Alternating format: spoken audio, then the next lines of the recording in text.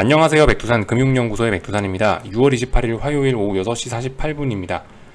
집에 조금 전에 이제 들어와서 녹화를 하고 있습니다. 이게 여러분들이 평상시에 보시는 일반적인 화면이죠. 그죠? 예, 스마트폰으로 보시느라 좀 불편 많으셨을 텐데 양해 좀 부탁드리고요. 리플도 제가 좀 다 달아드리려고 하긴 했는데 밖에 나가 있다 보니까 그 여유가 좀 없더라고요. 그래서 못 달아드렸는데 집에 왔으니까 천천히 확인해 보고 답변 달아드릴 부분 답변 달아드리도록 하겠습니다.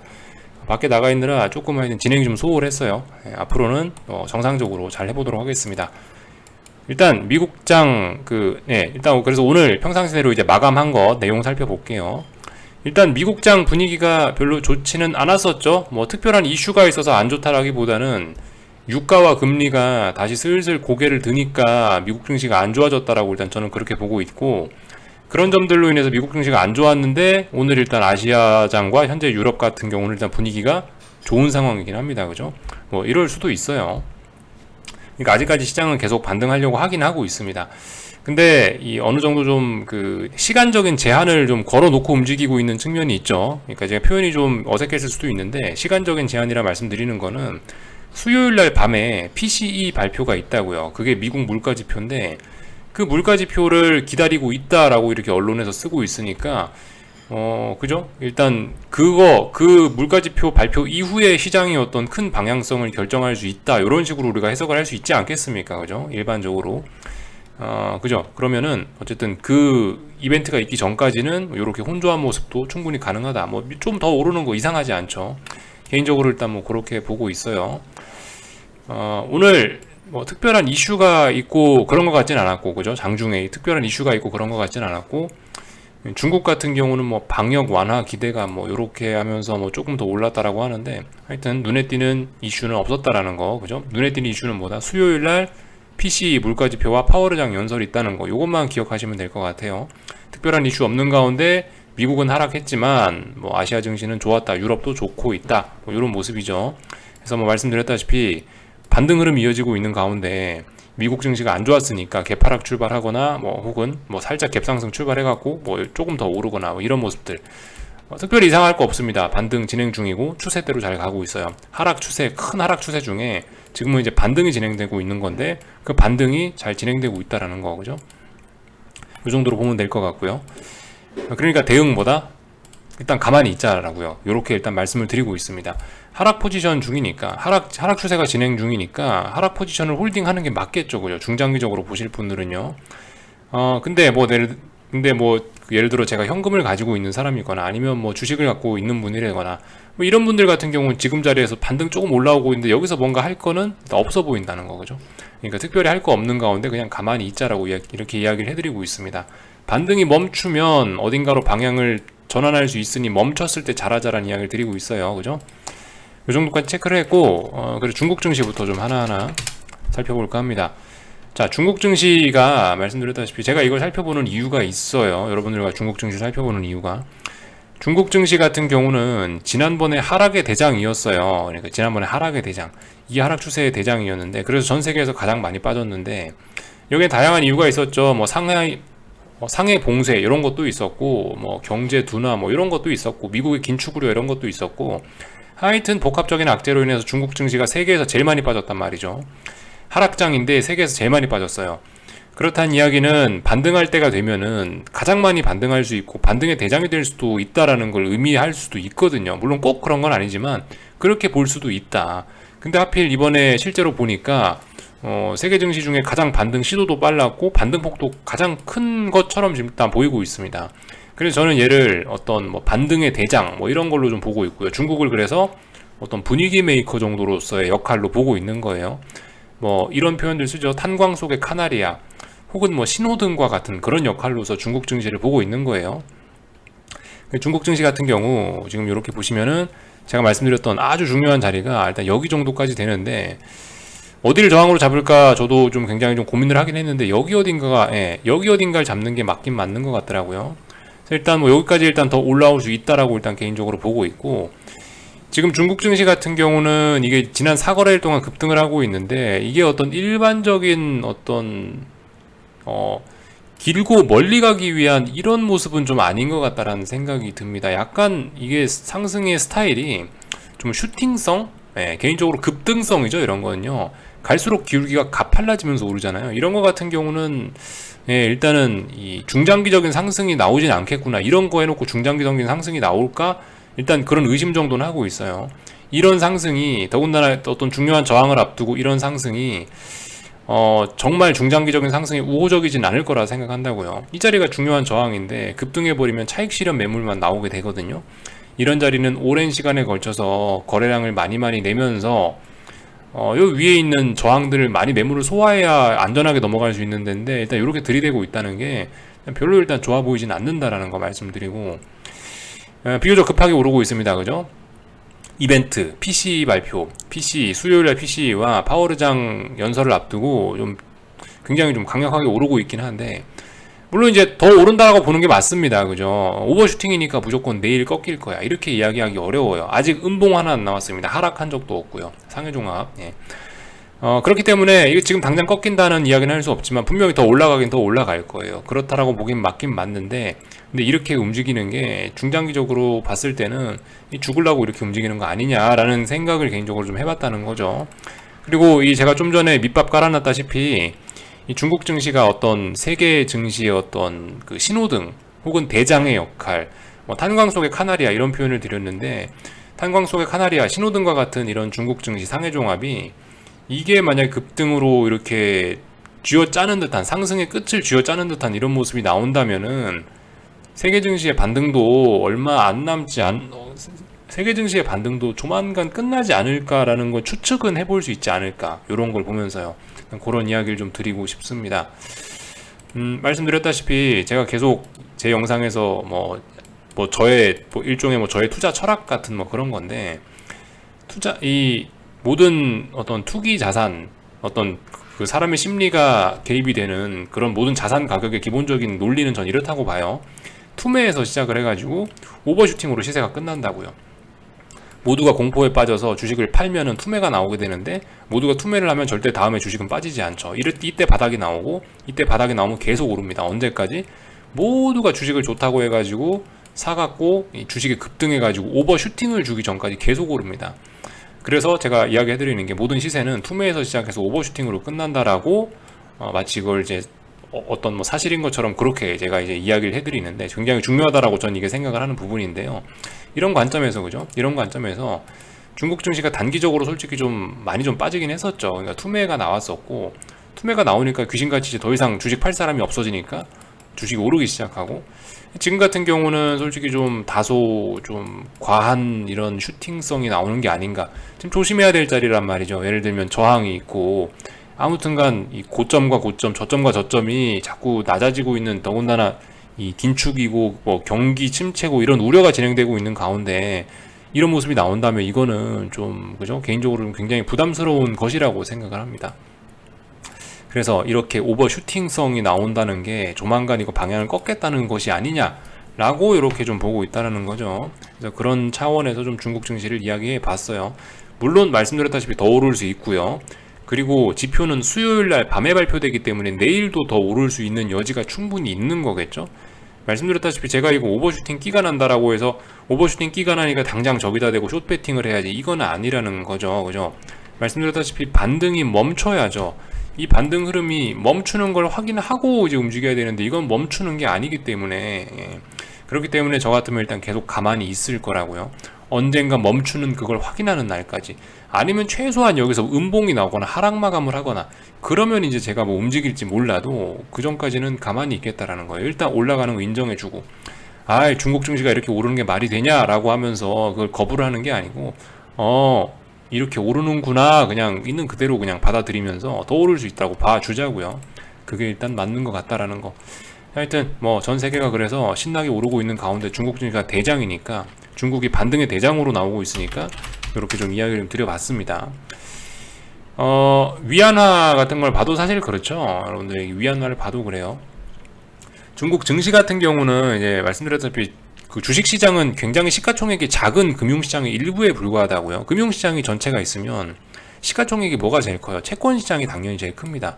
그 다음에 뭐 외환 시장이 좀 클 거고요. 그 다음에 코딱지만한 요만큼이 주식 시장이란 말이죠.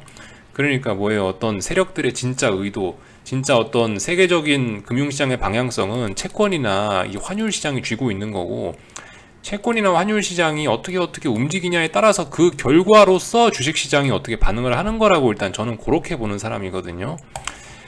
그렇기 때문에 중요한 건 뭐다? 환율 잘 봐야 되는데, 위안화 환율입니다. 위안화 환율. 지금 중국 증시가 계속 오르고 있는데 이런 걸 건전하게 뒷받침해 주려면 위안화가 여기서 이미 여기를 붕괴시키고 레벨 다운을 했었어야 되는 거라고 저는 보고 있거든요. 근데 레벨 다운은커녕 자꾸 저점을 높이려고 하고 있으니 중국 증시의 상승 저거 말이 되냐? 라는 이런 생각을 한다라는 거죠. 예. 중국 증시 위안화 같은 경우는 최소한 제가 봤을 때 여기를 죽여야 돼요. 여기 밑으로 이 라인을 깨야, 이게 이제 뭐 하락 추세다 어쩌다 이야기를 하는 거거든요. 원달러 환율이, 아니 참 저기 그 위안화 환율이 여기를 깨야 다시 위안화 강세로 간다라고 이야기할 수 있다고요. 근데 이 라인 터치도 안 하고 있잖아요. 계속해서. 그러니까 저 위안화의 모습이 진짜 중국을 바라보는 외국인 투자자들의 진짜 진정한 의도가 아닌가. 상해종합지수는 투기성이 좀 많이 가미된, 최근에 또 그리고 움직임은 약간 오버슈팅성이 아니겠냐라는 이런 생각을 좀 해봤습니다. 중국 증시, 그죠? 이 위안화 잘 봐야 되겠습니다. 이 정도 이야기. 그러니까 진짜 반등을 할 거면 위안화가 이렇게 내려왔었어야 된다는 이야기를 좀 드려봤어요. 요까지 하고 그 한국 증시를 좀 살펴볼까 하는데요. 한국 증시 같은 경우는 잘 오르고 있습니다. 그죠? 말씀드렸다시피 21일까지, 320일까지는 오를 수 있다라는 이야기 드렸거든요. 여기가 저항이니까요. 일단 그죠? 더 오른다고 일단 봐주자고요. 일단 더 오를 거라고 생각하고 가만히 있으면 일단 될 것 같고요. 어딘가에서 말씀드렸다시피 멈추는 신호가 보여야 되는데 아직 멈추는 신호 안 보입니다. 잘 오르고 있다는 거. 다만 이제 거래량이 급속히 줄어들고 있다는 거, 그죠? 여기 지난번 최대 거래량 50일만 찍고 나서 거래량이 급속히 많이 줄어들고 있는데, 이런 거 같은 경우는 전형적인 어떤 기술적 반등의 특징이긴 해요. 하락장에 나타나는 기술적 반등의 특징이라고요. 그래서 일단 뭐 반등 진행 중이긴 하고요. 말씀드렸다시피 중국 증시 같은 경우는 약간 오버슈팅을 하고 있는 것 같은데, 중국 증시가 오버슈팅이라면은 한국 증시, 만약 중국 증시 오버슈팅이 사실이라면은, 사실로 확인이 된다면은 한국 증시 같은 경우 굉장히 좀 암울해질 수도 있겠죠. 이번에 최소한 320일 정도는 터치를 해줘야 그래도 이거 좀 건전한 증시다라고 이야기를 해줄 수 있을 거예요. 최소한 이 라인 터치는 해야 됩니다. 제 생각엔요. 이것도 터치 못한다라고 한다면은 정말 다음번 하락은 깊고 커질 수도 있겠죠. 이런 점들 우리가 좀 생각해 볼 필요가 있겠습니다. 사실 오늘도 강하게 좀 쥐어짜서 상승을 해줘야 되긴 되는 날인데, 물론 미국이 상승했음에도 불구하고, 미국이 하락했음에도 불구하고 상승한 게 대단한 점이긴 한데요, 한국 증시에. 근데 이 보시면 상승의 기울기가 좀 약해지고 있다는 거죠.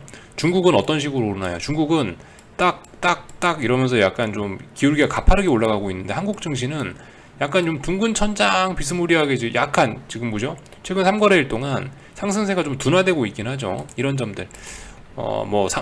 상승세가 둔화된다고 당장 내일 쇼패팅 하라는 건 아니고, 다만 이제 힘이 조금씩 딸리는 거 아니야? 이거 벌써 이래서 되나? 라는 생각 정도는 해보게 해요. 하여튼 더 올라갈 수 있다라고 봐주자고요. 이 정도 보면 될 것 같고요.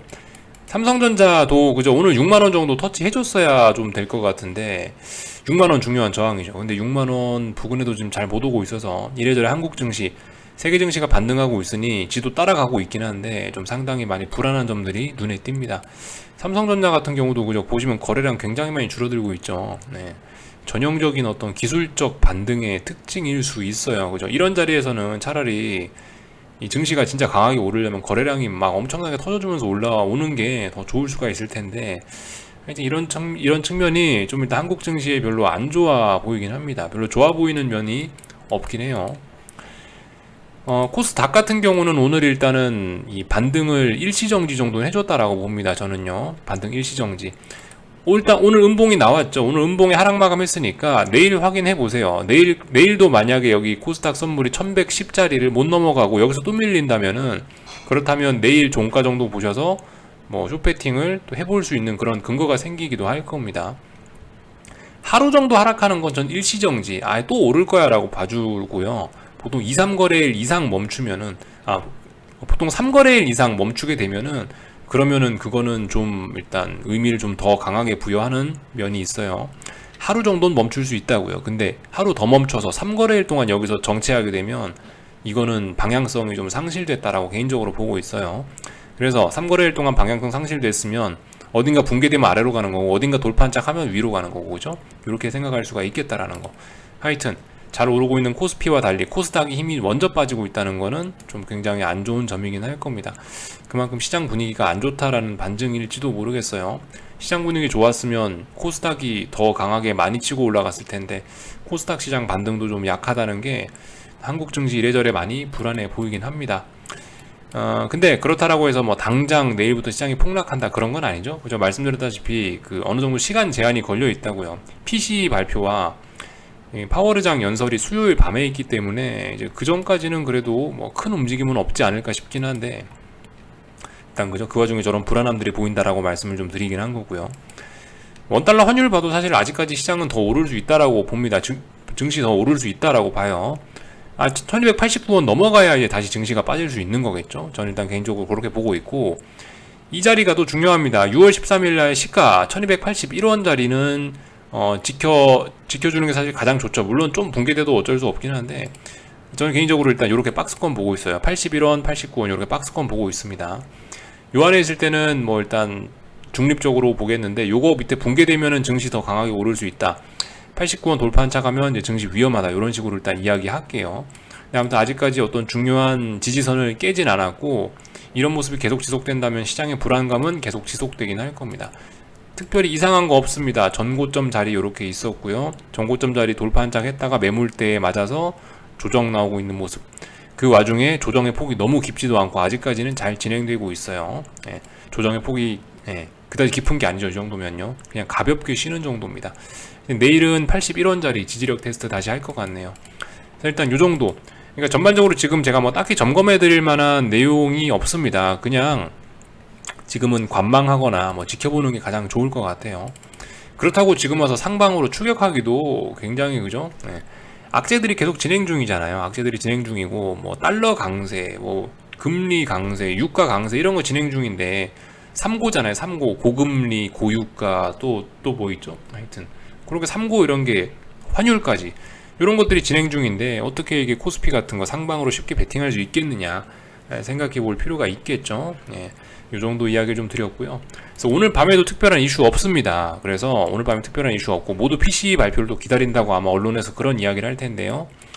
그 와중에 이제 우리가 시장에서 잘 봐야 되는 거 뭐냐, 국제유가가 어떻게 되느냐, 인플레의 주범이죠. 국제유가 잘 보셔야 되겠고요. 그리고 금리도 잘 봐야 될 겁니다. 금리 같은 경우.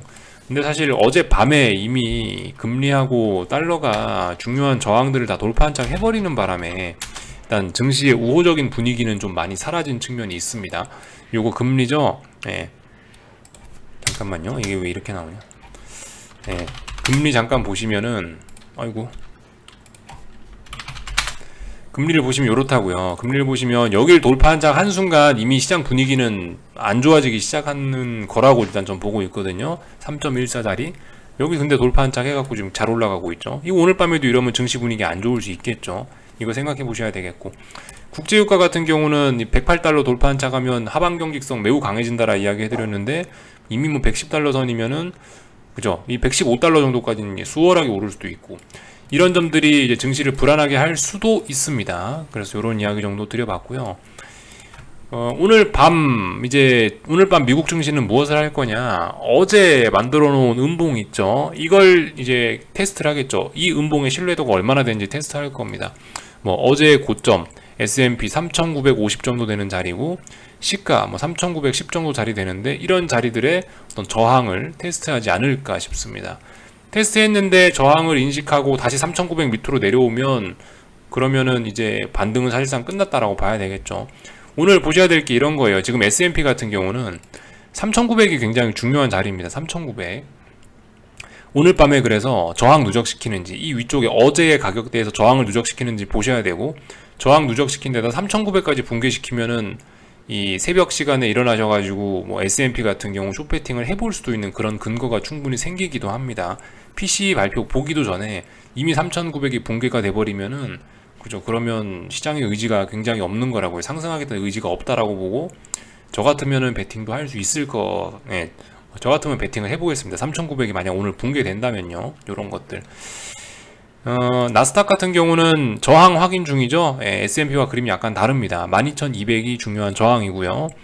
어젯밤에 만들어놨던 고점 자리 다시 확인하겠죠. 예, 오늘 밤에 그래서 고점들 뭐 저항 만드는지 아니면 또 지지력을 형성하고 더 오르려는지 이런 부분들 체크하시면 될 겁니다.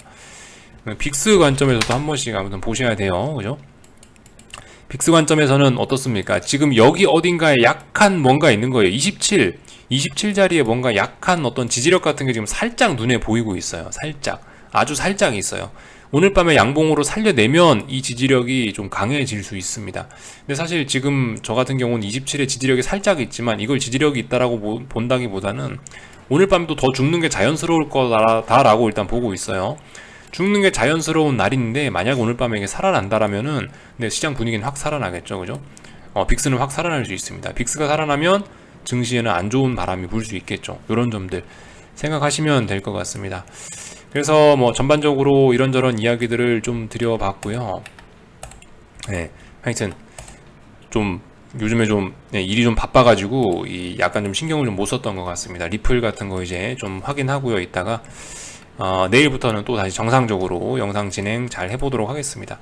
여기까지 하겠습니다. 궁금한 거 리플 남겨주시고 내일 아침에 뵙도록 하겠습니다. 여기서 마치겠습니다.